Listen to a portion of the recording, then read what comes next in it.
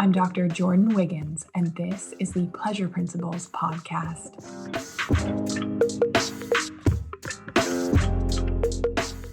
Join me on this journey where sex, science, and sensuality meet.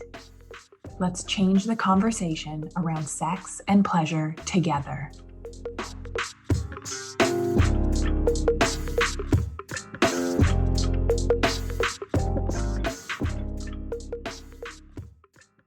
The feedback was so good. I heard from so many of you that I wanted to do another Q&A.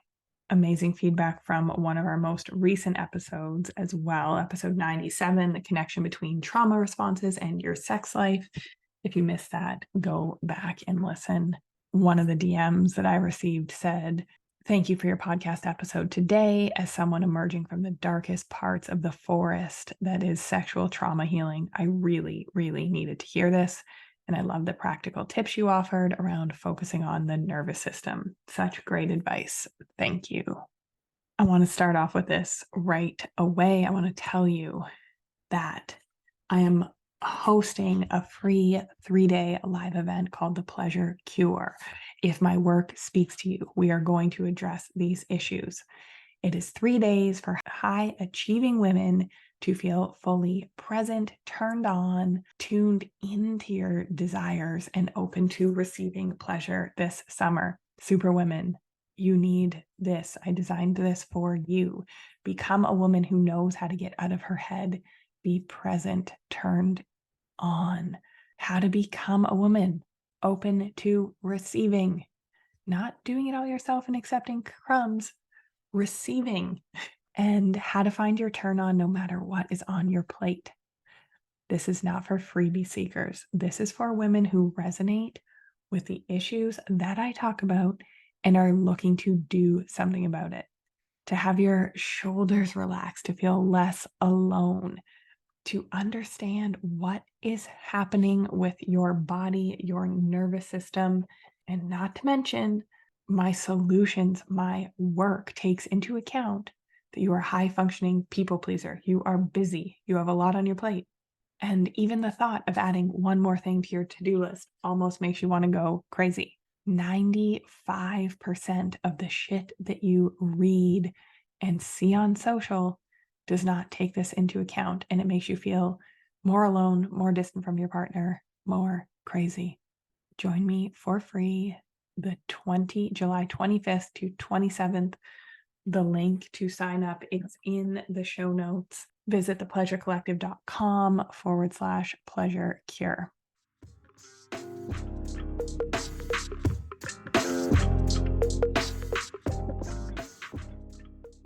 Got a question in my Instagram DMs. Been loving your podcast lately. How do I know if my relationship is toxic? Not a popular opinion. Your relationship is toxic if your needs are not being met. And I'm speaking to superwomen. So I'm going to say it again. Your relationship is toxic if your needs are not being met. I want you to let it land. I don't want you to convince, deny, numb. And there's something so fascinating about high functioning, overachieving, people pleasing women that are very empathetic with really big hearts. We're not curled up in a ball on the floor.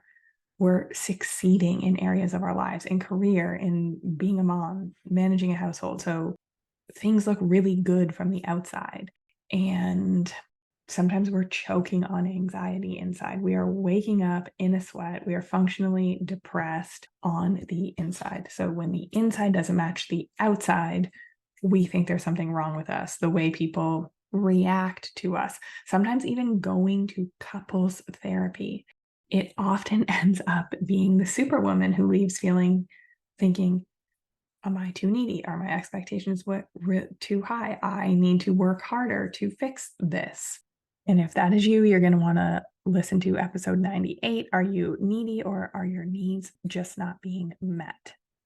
So as overfunctioners, we attract underfunctioners, people who can tolerate a lot less than us. It is just easier for us to do it ourselves than to ask for it to be done or have it be done and then fall back on our plates. So Let's look at some facts. Who takes care of the majority of the household chores? Who does the majority of the management and planning? Who plans the dates? Who does all things kid related? If you have them, who is the one to pick up the slack if something goes wrong? Who is the financial support? Oftentimes, my clients will not be able to write a list of roles and who is responsible for them because it is too hard. They come out with excuses like, I can't do this because I'll have a breakdown, or they just have excuses of why they can't do it because they are doing so much.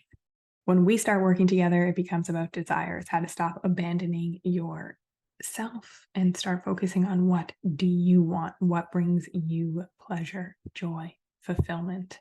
You cannot be the turned on, energetic, fulfilled, it feels like sunshine to be around you version of yourself when your nervous system doesn't feel safe, when your needs are not being met.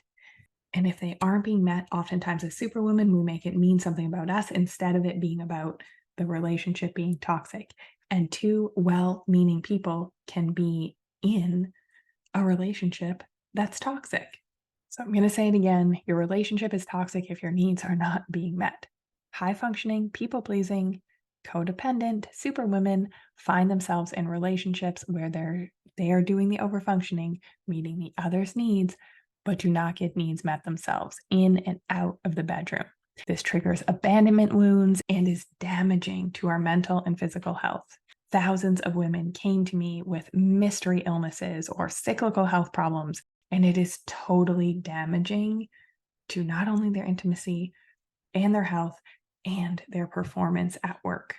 Two well-intentioned people can be in this relationship, but if you do not feel seen, heard, and supported today, the relationship is toxic for your health.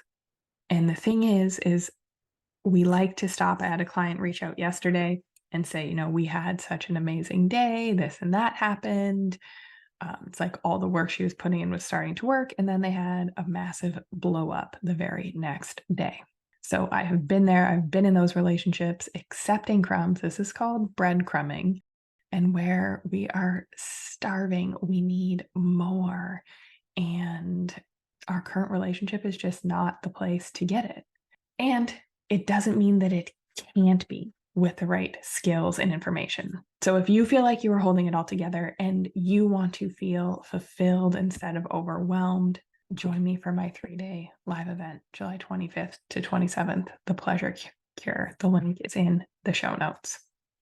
Next question. My wife and I are looking to spice things up in the bedroom. We've been married 11 years, 2 kids. We're happy. There has been infidelity in the past. Looking to create some novelty and add a third. What are your recommendations? I got this question like 3 times in different variations in the last week or two. So I wanted to talk about it, normalize it, because who hasn't thought of doing this at some point, especially in a long-term relationship, if you feel like something's missing, if there's a pattern of cheating, if you buy into the bullshit that because you marry someone, you will never be attracted to someone else, we are not taught how to navigate these things. So what if in your current relationship, mental health kills sex drive for a while? Life is not a Disney movie. We are fed the story of meet your soulmate and live happily ever after. Most of my clients do not live this reality. A big part of the problem is believing that one person can meet all of our needs and desires, something that a community of multiple people used to do in the past. And now that we're in these nuclear families and we rely so much on one other person for the needs that a village used to fill, it's creating some problems. Maybe this is why the divorce rate is so high. And I am divorced. There is no shame here. In fact, when people used to say, I'm sorry, I used to respond with, don't be sorry. This is expansion. Be sorry for the people staying in relationships that are unfulfilled and trying to convince themselves that it is enough.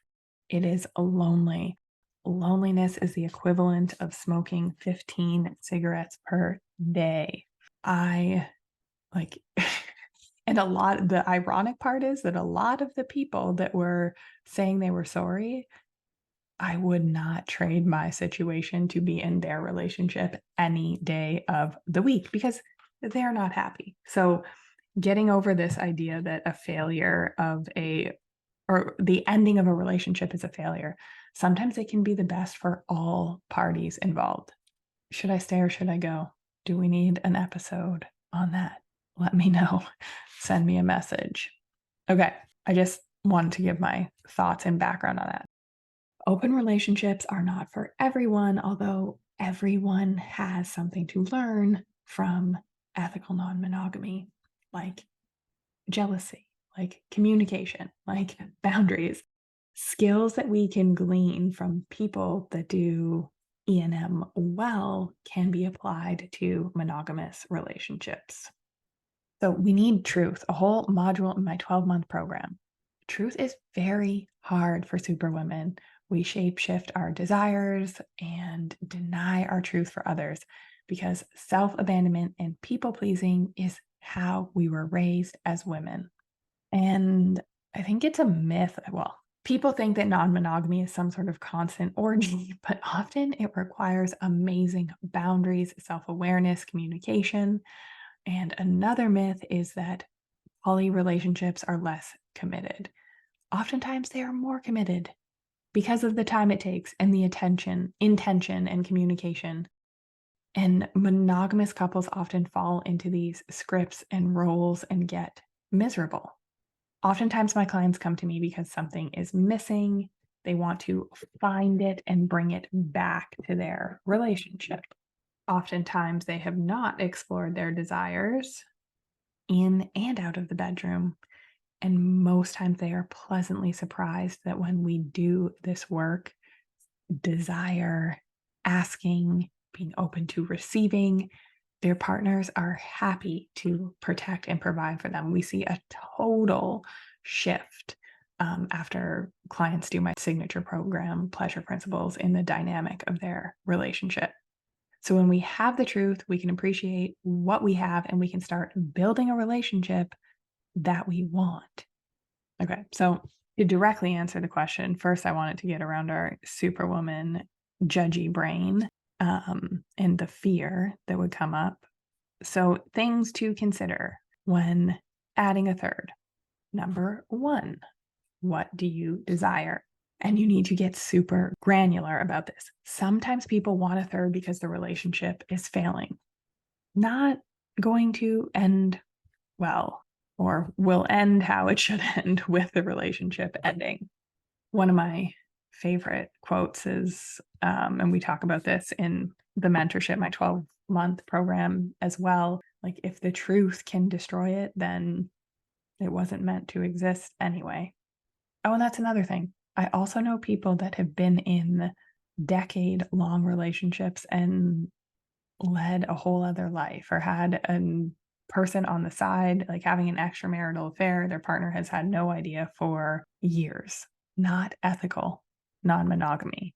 That is what we would call cheating or infidelity. So truth, truth, truth, honesty, honesty, honesty. And when we can get to the heart of that, so many beautiful things can happen. And so many people reconnect their relationship in an even deeper way. So, are you adding a third because the relationship is failing? Does one partner want this more than the other and the other is going along with it? Is it because of mismatched libido? Is it because of a fetish that somebody doesn't want to fulfill? So, this question is about adding a third. A common polyamorous structure is a triad or a quad, and these can be opened or closed. So, sometimes it's 4 people in a relationship together or 3 people in a relationship together, and that is it. It is just them. Or the people in this relationship are open to date others. So is this a fling? Or do you want a relationship with someone else? Do you want this person to live with you? Is this person allowed to visit your home, meet your children? This takes a lot of personal reflection and communication. Oftentimes, boundaries need to be renegotiated constantly because you think like what you think you want won't actually be what you want or what will actually work. So the easy thing to do would be to have an affair or like have a one night stand. And then sometimes, oftentimes, I am left helping people navigate the aftermath when we could have truth and honesty and open discussions and clear communication that I am guiding women and couples through often. That is where magic can happen. And that is where we can oftentimes reconnect a relationship and have an amazing relationship moving forward. And you can see that the easier thing to do would be to just cheat or, like, oh, yeah, let's bring in somebody else because your partner wants it and you feel like you need to people please. But is that what is best for the relationship in the end? My second thing is make clear agreements with everyone involved. Safe sex practices, time spent with partners. This is something that most couples don't do, and they wait until after unspoken agreements are violated to get upset. And what's really cool about ethical non-monogamy is that these things are often negotiated up front, and it saves a lot of heartbreak and headache and issues. So be radically honest up front. You can only have sex with strangers. You can only be intimate with the third when we are together. What do we do when one person has strong feelings for the third? What do we do when someone gets jealous? These are all things that need to be navigated and discussed, which is why my third tip for this is support. Do not do this alone. Get a therapist or a coach that is versed in poly relationships and desires and can help you navigate it properly.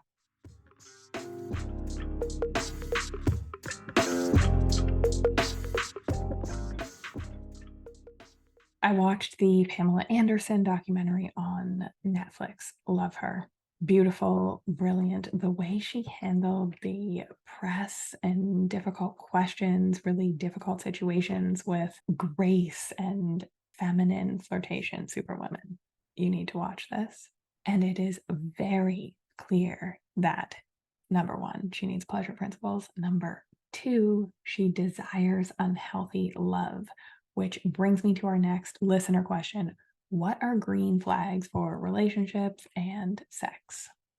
So, ladies, superwomen, success does not insulate you from toxic relationships. Beauty does not insulate you from this. In fact, it often makes you more vulnerable the higher achieving you are. That will be a new podcast. And I am a victim to it too. An adult child who is a fixer, a codependent people pleaser. And I have found myself in the past in relationship with addicts, with people that needed to be fixed. So a green flag is anything that can indicate that the person relationship dynamic is healthy, safe, and has the potential to grow into a healthy relationship for both of you. Now, green flags are not universal, and that's one of the reasons why I haven't done this post before. What is triggering to my nervous system is different than what's triggering or feels safe for yours and whoever you're in relationship. So they're also subject to change through life stage and how much healing and work you have done. But I want to give you a fairly comprehensive list. Number one, they make time for you in and out of the bedroom.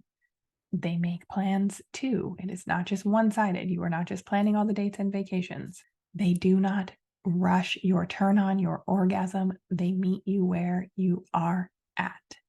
So if you've had a really stressful day and you need extra time to get there to increase your pleasure pulse, pleasure principles graduates, you know what I'm talking about. That is okay with them. They get it. They understand it. Number two, they put their phone down and they give you attention when you are with them. They are focused on you, not porn, not the TV. Like they are present with you. Green flag for sex number three, your pleasure is important to them. They are curious about what turns you on and they remember. Fuck the fuck boy who you have to tell how to please you over and over. Oh, no, no. Learn to play me like an instrument that you master. Sex and intimacy should deepen. It should get better and better. Number 4, sex is an experience, not a performance. I remember having to tell an ex of mine to put your knee down. There's no camera here that we need to make space for. So we are in it for the pleasure, for the experience, for the feeling. Number 5, self-awareness. They know how to navigate conflict, hold space for your big feelings, make you feel safe. If they fuck you open and you cry after orgasm, they need to be able to hold space for this. And oftentimes, superwomen, we hold back so many pieces of ourselves. We fear that if we give it all, it will not be held. And again, this is not perfect. We need them to have these skills 80% of the time. But you tending to their little dick energy and needing to constantly soothe yourself. I did that for 4 years in a relationship in hopes it would change. It was awful. Real men only apply. Green flag number 6. They speak positively about their exes. Ladies, if he is telling you that she is crazy, if he is good at playing the victim and the hero, you need to run. That sounds like this. I did everything. I tried so hard, and she was impossible, crazy, insert other narrative about women that is just so played out. Number 7, sexual decisions are collaborative. What are you up for today? Would you like to explore something new together? Meeting each other where you are at. Number 8, consent. Consent is so sexy. We are done with the obligatory sex, the dutiful sex, just doing it to get it over with and watch the clock and thinking about emails. Oh, no. Consent is sexy. It is a turn on. Number 9, vocalize. They can vocalize their feelings. They can vocalize during sex. They moan. Send me that nut video with the sound on, please. Men that are silent during sex, over it. We're fucking over it. Number 10, they support you self-pleasuring and exploring without them. So this is not something to be jealous over, and it is 2023. We are not the 1950s. We are done with these beliefs. Your pleasure, your desire, your turn on is for you. It is something that you share with other people, and it's something that you need to cultivate yourself first. And I'm going to add a bonus green flag. They respect your boundaries, and this kind of goes with consent. So if something is a no for you, it's a no for you, and they are okay with that. They don't try and force and prod and beg, like begging for sex again. No. Real men only apply. Real men, and when I say that, something that I say with my friends, but it means real men only get this pussy. So green flag list. Ladies, think about it and even feel it in your pussy. Like, where are these things red flags in your relationship, and how does it make you feel? It makes you feel turned off. It makes you feel like you're having sex with not an equal. You do not feel safe. You do not feel supported. You do not feel seen. And therefore, it sets you up to have pretty crappy sex. So if you have some of these things, if some of this was triggering for you, I invite you to learn more, learn how to turn this dynamic around, learn how to navigate your next steps at the Pleasure Cure, July 25th to 27th. The link is in the show notes. Do not wait to register later. You will forget. I know that. You have so many things going on. See you there. Be there live. It'll be so fun to hang out. Can't wait to see you.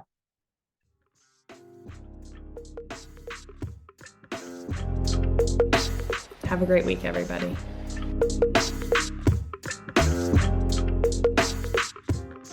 If you like what you heard in this episode, leave me a rating. Your support helps me get discovered by more women like you. Together, we can change the conversation around women's sexual health and pleasure for you, your partners, and generations to come.